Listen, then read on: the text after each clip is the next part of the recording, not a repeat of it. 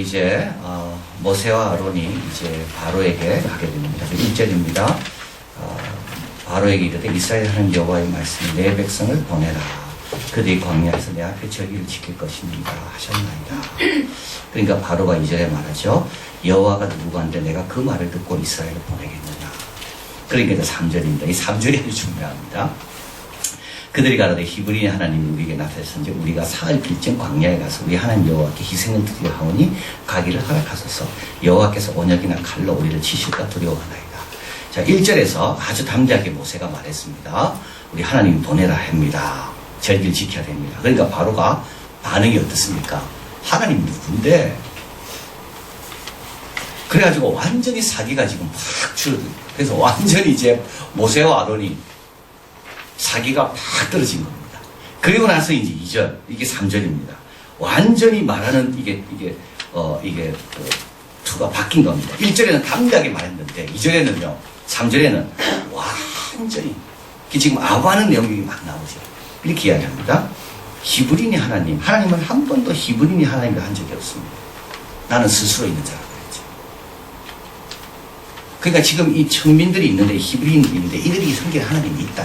이러면서 완전히 하나님을 바로가 기분 나빠하지 않을 정도로 확 낮춰버리는 겁니다. 그리고 이렇게 이야기하죠. 사흘 길쯤. 이 말은 뭡니까? 사흘만 주면 된다는 말입니다. 사흘만 허락해 주면 된다. 그러니까 바로가 딱 한번 부딪혀보니까 이거 바로가 뭐 보통 바로가 아니거든요. 그래서 이제는 어떻게 됩니까? 완전히 자세를 바꾸는 겁니다. 그래가지고 바로에게 뭐라 말하는가 하면 히브리인이 하나님이다. 온 우주를 주관하는 그분 아니고 그냥 히브리인이 하나님 불과한 그분이 히브리인들에게 사흘만 좀 가서 제사 지니게 하라 그런다. 그리고 만약에 그 희생을 우리가 못 드리면 우리에게 온역이 내면 온역 회복하고 치료하는데 사흘 이상 걸린다. 그러면 당신도 손해니까 그냥 잘 생각해보고 사흘만 허락해달라. 이렇게 확 바뀐 겁니다. 처음에는 이 사흘이란 말도 없었고 아무것도 없었거든요. 근데 바로가 워낙 세게 나오니까 어떻게 나옵니까? 완전히 비굴해지는 겁니다. 그리고 바로 보고 만약에 하나님이 우리 백성들을 치시면 10일 한 달 걸릴지도 모르는데 그럼 당신은 사흘 손해보는 게 낫지 않냐. 그러니까 우리 가게 허락해달라. 제발 부탁이다. 지금 이렇게 바뀐 겁니다. 자, 애굽왕 바로가 이제 4절이죠. 그에게 이르되 모세와 아론아 너희가 어찌하여 백성을 역사를 시게 하느냐. 가서 너희 역사를 하라. 2절 바로가 가로되 여호와가 누구간데 내가 그 말을 듣고 이스라엘을 보내겠느냐. 여러분 우리도 이럴 때 많이 있습니다. 하나님이 국가인데 내가 하나님 말씀 듣습니다. 우리도 참 바로같이 할 때가 너무 많다는 말을 듣습니다. 하나님이 누군데? 하나님 세상이 얼마나 힘든데 우리가 하나님 말 들어야 됩니까? 세상이 얼마나 바쁜데 자녀 그렇게 교육시키면 안 됩니다. 하나님. 하나님이 누군데 우리 대한민국에서 자녀 교육시키는데 하나님 이래라 저래라 그러십니까? 가장 우리가 바로처럼 노골적으로 여호와 누군데 이런 말 안 합니다. 입으로는 주여 주여 하지만 실제로 우리는 뭘 결정할 때 하나님과는 전혀 상관없이. 그래서 이렇게 이야기하죠. 내가 왜 보내겠느냐. 내 역사를 쉬게 하겠느냐. 우리는 하나님을 위해서 자기 역사를 쉬는 적은 없습니다. 하나님의 뜻을 거스리면서 내 하는 일 계속 하려고 그러죠. 근데 하나님 어떤 분입니까? 이사야 43장 13절. 태초부터 나는 그니 내 손에서 능히 건질 자가 없다. 내가 행하리니 누가 막으리요. 이게 우리 하나님입니다. 이사야 45장 7절 한번 읽어봅니다. 나는 빛도 짓고 어둠도 창조하며 나는 평안도 짓고 환난도 창조하며 나는 여호와라 이 모든 일을 행하는 자니라 하였노라. 우리가 하나님을 제대로 알아야죠. 하나님을 두려워해야 됩니다. 하나님 누구간데 내가 그 말을 듣겠는가. 말 안 듣는 이유는 다 이유가 어디 있습니까? 하나님을 우리가 너무 쉽게 생각하니까 말 안 듣는 거죠. 바로가 지금 그겁니다. 바로가 이런 건 이해가 됩니다. 우리가 이러면요. 그건 그동안 우리가 신앙생활을 어떻게 했는가 참. 바로는 처음 듣잖아요 지금. 그러니까 바로는 이해가 됩니다. 근데 우리는요. 수십 년 동안 하나님께 들어왔어요. 입으로 수십 년 동안 주라고 고백했어요. 찬양할 때마다 수십 년 동안 그렇게 찬양했습니다. 근데도 내가 왜 그 말을 드려야 되냐고. 자, 바로가 전략을 세웁니다. 5절 바로가 가로되 이 백성이 많거늘 너희가 그들을 역사시게 한도다 하고 너희 백성이 다시는 벽돌의 소형의 짚을 전과 같이 주지 말고 그들로 가서 스스로 죽게 하라. 또 그들이 전에 만든 벽돌의 수요는 그대로 만들게 하라. 사람들의 고역을 무겁게 함으로 수고롭게 하여 그들로 거짓말을 듣지 않게 하라. 12, 13절 백성들이 그래서 온 땅에 흩어져 곡초 그루터기를 거두어다가 집을 대신합니다. 그전에는요 집을 제공받았습니다. 근데 지금은요 그 집을 대신할 것도 없어가지고 온 땅을 다 흩어 다닙니다. 그러니까 얼마나 시간도 지연되고 피곤하고 힘들겠습니까? 간역자들은 독촉합니다. 너희가 집 빚을 때와 같이 당일에 맞춰라. 자, 그래서 이제 14절에 바로의 간역자들이 자기들의 세운 바 이스라엘 자손 패장을 때립니다. 왜냐하면 자꾸 줄어드니까. 패장은 누구냐 하면 압제자들에게 팔린 자들입니다. 동족을 관리하고 감독하는 이스라엘 사람들입니다. 중간 관리죠. 이 사람들은 뭔가를 얻으면서 그래도 그런 일 안 해도 되니까 얼마나 좋겠어요, 이 사람들은. 그래서 중간에 이 사람들이 이제 핍박을 당하기 시작하는 겁니다. 왜 목표량을 달성을 못했는가? 막 핍박을 하는 거죠. 그러니까 이제 이 패장이 15절에 바로에게 호소합니다. 왕이 어찌하여 종들에게 이같이 하시나이까? 바로가 이야기합니다. 그리고 바로가 똑같이 하겠다 이야기하죠. 그 말을 듣고 이제 우리가 화로다 하고 이들이 돌아옵니다. 돌아오다가 모세를 만납니다. 그들에게 이르되 너희가 우리의 바로의 눈과 그 신하의 눈에 미운 물건이 되게 하고 그들의 손에 칼을 쥐어 우리를 죽이게 하는도다. 여호와는 너희를 감찰하시고 판단하시기를 원하노라. 그래서 바로의 전략은 모든 문제를 누구한테 돌리게 만듭니까? 모세에게 돌리게 만듭니다. 모세는요 하나님께 돌리게 되는 거죠. 여러분 가정이 어려워졌습니다. 신앙생활 하는데 누구 때문입니까? 교회 때문입니다. 그렇게 하는 거죠.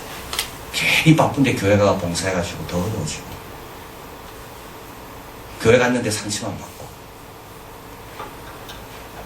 교회 봉사한다고 괜히 했다가 목사님 말 괜히 들었다가 여기 이제 바로가 노리는 겁니다.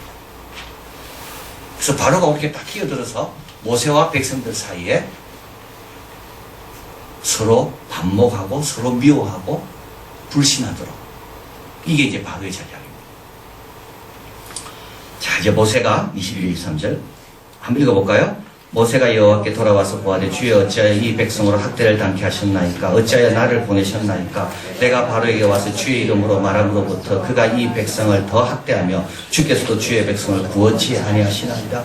학대가 더 강해졌습니다. 그러니까 모세는요 자기가 하나님 말한 대로 했는데 더 어려워진 겁니다. 구원으로부터 더 멀어졌습니다.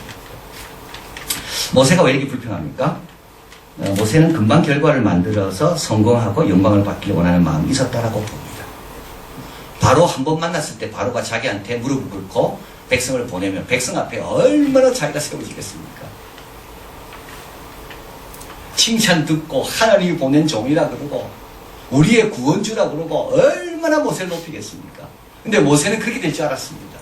지팡이도 잡았고 하나님 기적도 보이셨고 하나님 바로 앞에 가라 그랬거든요. 그리고 바로 앞에 딱 갔습니다. 그래가지고 이제 곧 한마디면 이제 바로는 무릎 꿇을 줄 알았습니다. 근데 바로는요 하나도 움직이지 않습니다. 오히려 바로가 더 똑똑합니다. 모세보다. 그래서 모세는 당하고 만 겁니다. 모세는 비굴해졌습니다. 사흘길이란 말도 막 넣으면서 히브리인 하나님에게서 모세가 돌아 나오면서 본인도 괴로웠을 거예요. 근데 백성들이 모세를 향하여 당신 때문에 더 어려웠다고. 당신이 괜히 나타나가 우리를 왜 이렇게 힘들게 하냐고. 그러니까 모세가 하나님 앞에 왜 나를 보냈습니까? 7세기 신학자 파테리우스는 말합니다. 영원히 하늘의 말씀을 듣고 따를 때 악한 세력의 반대는 어떻게 된다고요? 거셋입니다. 주의 깊게 준비하여 악한 영에 올가면서 대처할 수 있어요. 순종하시려고 하면 하나님께서 더 어렵게 합니다. 이게 지금 그냥 내버려 두면 아무 일도 안 일어날 겁니다. 근데 괜히 모세가 나타나가지고 하나님께 순종하다 보니까 온 백성들이 전국을 돌아다니면서 곡초를 주어야 되고 그래도 목표량을 달성도 못하고 가정이고 집안이고 다 어려워지고 어떤 미움도 막 생겨나고 더 어려워지는 거죠. 영혼이 하나님의 말씀을 듣고 따르려고 하니까 어떻게 됩니까? 악한 세력이 강화하지 않습니다. 자, 여기서 모세는 큰 걸 배우게 됩니다. 지도자가 배워야 될 두렵고 큰 교훈입니다. 첫째는 뭐죠? 우리의 싸움은 혈과 육에 대한 것이야. 모세는 바로를 당할 수가 없습니다.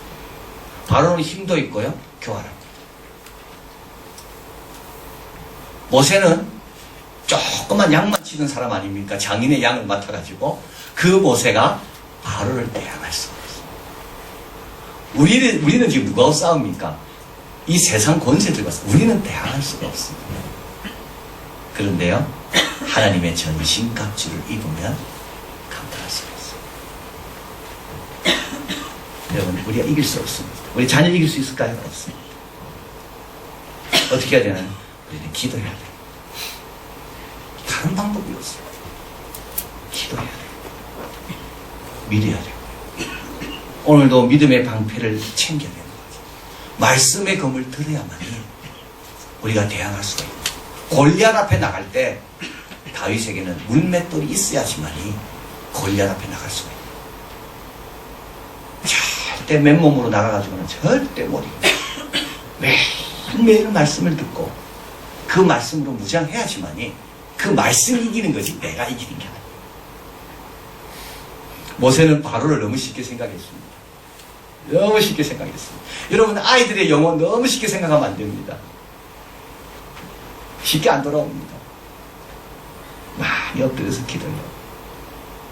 너무 쉽게 생각한 거예요. 말 한마디에 절대 안 돌아옵니다. 계속 기도하고 회개하고.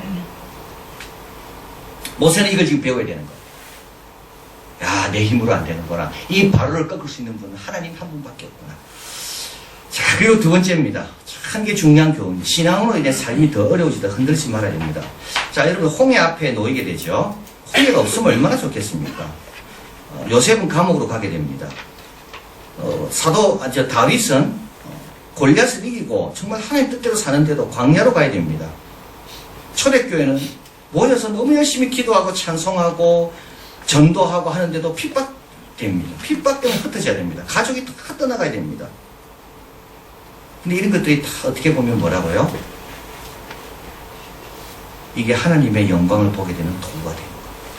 이게 백이 아닙니다. 뒤로 물러서는 게 아닙니다. 이게 뭐라고요? 하나님의 영광이 더 가까이 가는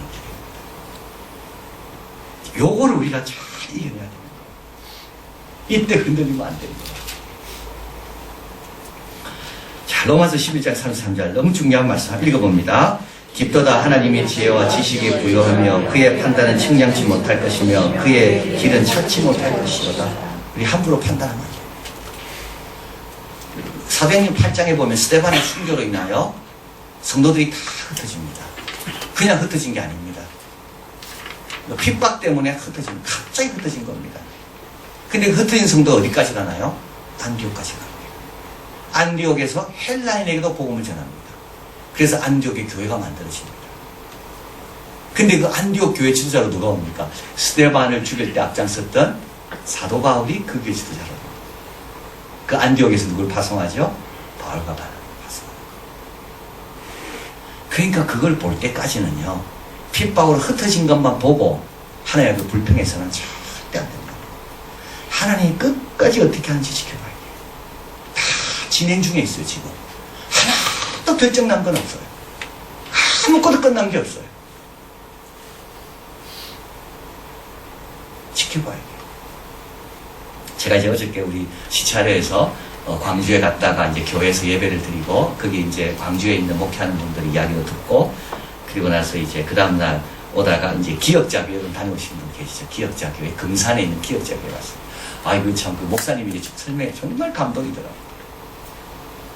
그래서 이제, 처음에는 1907년도에 그 교회가 시작됐는데, 기역자교회가 남녀 7세 부동세, 그래서 남자는 이쪽으로 들어오고 앉고, 여자는 이쪽으로 들어왔습니다. 그리고 카텐을 해서 여성들은 남자 목사를 보면 안 됩니다. 남자 목사가 여성을 보면 안 됩니다. 그래서 카텐, 목소리만 듣는, 이쪽을 아예 못 보고, 목사도 못 봐요. 목회자도 못 봐요. 그러다가 이제 10년쯤 지난 다음에 목사님만 보는 게 허락받았어요. 목사님도 보는 게 허락되고. 근데 그 교회가 정말 훌륭한 것이 그 교회가 유명한 대지주에서 시작됐습니다. 그분이 복음을 받아들이고 그분이 조현삼 신가 하여튼 그런데 그분이 복음을 받아들였어요. 그러나서 자기 집에서 3년 동안 교인들을 먹였습니다. 그리고 이제 교회가 이제는 장로 투표할 때가 온 겁니다. 자기 집에 와서 3년 동안 얻어먹은 교인들, 자기 땅을 내놔서 그 교회가 세워진 겁니다. 자기 재산을 털어서 그 교회가 세워졌어요. 근데 투표를 했는데 그분이 떨어지고 자기 말 끌고 다니던 마부가 걸린 거예요. 장로가. 여러분 밥 얻어먹고도 안 찍더라니까요. 3년 동안 얻어먹었는데요. 안 찍는 겁니다. 야, 그러니까요. 그때 그분들은 정말 발랐습니다. 제가 볼 때. 밥 얻어먹었다고 찍은 게 아닙니다. 오늘날 선거할 때는 어떻게 됩니까? 뭐 얻어먹었다고 찍거든요. 근데 그 당시 그 금산, 전라북도 금산 그 시골 마을 사람들은 내가 신세졌다고 장로를 뽑지 않았더라고요. 그 종을 뽑은 거예요. 마부 종을. 그러니까 선교사님도 그렇고 그 밥을 얻어먹은 성도도 그렇고 당첨된 그분도 얼마나 마음이 힘들었지. 저 목사님 말로는 거시기 했다 그러더라고요.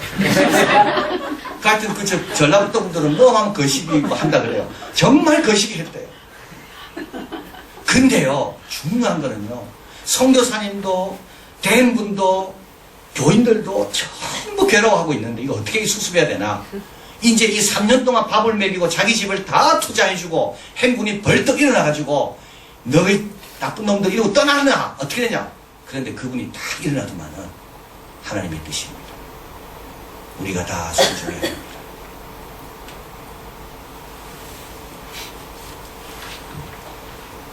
그리고 나서 그분이 이제 그 종이죠, 마구 그분이 장로가 됐습니다.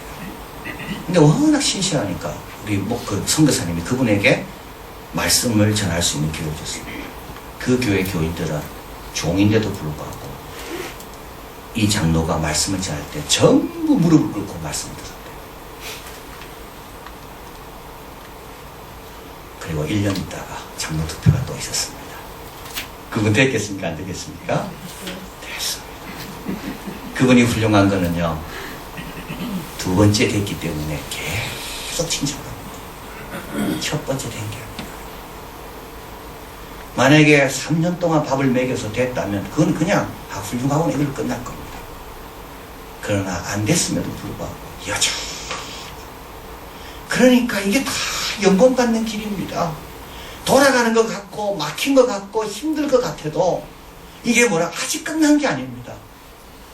우리는 어떻게 됩니까? 꾸준히 겸손하게 주님의 뜻이면 순종하리라. 그럼 어떻게 되나요? 1년 지나고 2년 지나서 더 영광스럽게 되는 겁니다. 깊도다 하나님의 지혜와 지식의 부요함이요. 이건 다 우리를 위한 지혜요 지식입니다. 우리를 힘들게 하고 우리를 어렵게 하는 게 아니라 우리를 더 영광스럽게 하고 우리를 더 복되게 하려는 하나님의 깊은 뜻이 여기 있는 겁니다. 그의 판단은 측량치 못할 것이며 그의 길은 찾지 못할 것이다. 우리는요, 그래서 하나님이 어떻게 하든지 간에 우리는 순종하고 기다리고 그 자리에서 그냥 최선을 다하면 되는 겁니다. 이 자리에서 하나님의 뜻이 뭔가 거기에 자기를 비우면 하나님의 깊은 것들을 나중에 다 알게 되는 겁니다. 이게 깊도다. 지식과 지혜의 부요함이라는 게 우리를 향한 하나님의 사랑이 깊다는 이 뜻입니다. 어떤 철학적인 깊이가 아니라 우리 한 명 한 명을 얼마나 하나님은 귀하게 여기시는지 그걸 누가 많이 경험합니까? 하나님께서 때로는 신앙으로 인해 삶이 더 어려워진다 할지라도 흔들리지 않는 그런 사람은 결국 이걸 보게 되는 겁니다. 이제 모세는 이걸 알아야 되는 겁니다. 바로의 마음이 강팍하면 강팍할수록 하나님의 능력이 어떤지를 보게 될 기회가 오는 거야. 모세는 이제 이거를 깨닫게 되는 겁니다. 그리고 마지막으로 사람과 싸우지 말고 하나님께 나아가야 새 힘을 얻습니다. 6장에 오면 하나님이 모세에게 말씀하시되 가라사대 나는 히브리니 하나님이다. 이런 말 안 하죠. 나는 여호와다. 모세가 힘을 얻습니다. 이사야 40장 32절 읽어봅니다. 오직 여호와를 앙망하는 자는 새 힘을 얻으니 독수리의 날개치며 올라간 같을 것이요 다른 박질하여도 곤비치 아니하겠고 걸어가도 피곤치 아니하리로다. 왜 우리가 피곤할까요? 왜 우리가 곤비할까요? 사람을 볼 때 그렇습니다. 여러분 딱 맞습니다. 사람 보면요 피곤해집니다. 사람 보면 금방 지칩니다. 사람 보면요 절망합니다. 그러나 하나님을 보면요 새 힘을 얻습니다. 참 중요한 겁니다. 신앙생활이 지쳤습니까? 왜 그럴까요? 누굴 봤습니까? 사람을 본 겁니다. 여러분 사람 보면요 금방 실망하고 기대했다가 또 실망하고 그래서 지치는 겁니다. 누가 새 힘을 얻습니까? 누가 피곤치 않고 곤비치 않습니까? 여호와를 기다리고 여호와를 향하는 사람은 절대 피곤치 않고 곤비치 않습니다. 오늘도 눈을 들어 누가 이 모두를 창조하셨는가 그걸 바라봐야 돼요. 모세가 어떻게 힘이 또 났습니까? 백성들이 아닙니다. 바로를 본 게 아닙니다. 하나님의 음성을 듣고 하나님을 보니까 모세는 또 힘을 얻은 겁니다. 모세는 이걸 지금 배운 겁니다. C.S. 루이스가 말했습니다. 믿음을 가로막는 장애는 이성이 아닙니다. 뭐라고요? 탐욕이요, 공포요, 질투요, 권태요, 무관심입니다. 이성적으로 잘 생각해보면요 하나님 믿는 게 정말 맞는 겁니다. 그런데 왜 우리가 이 이성이 자꾸 삐뚤어질까요? 권태요, 무관심이요, 두려움이요, 질투요 이런 것들이 자꾸 찾아오니까 이런 것들에 우리가 에너지를 다 뺏겨서 우리의 이성은 병들고 판단력은 흐려지고 우리는 금방 지치는 겁니다. 자, 그래서 모세는 지도자가 배워야 할 두렵고도 큰 교훈. 이 말은 뭐냐면 누구라도 피해갈 수가 없습니다. 우리 하나님 앞에 쓰임받으려면 누구라도 이걸 감당할 수 있어야 됩니다. 우리의 싸움은 혈과 육에 대한 것입니다. 신앙으로 인해 삶이 어려워지다가 흔들리지 말아야 됩니다.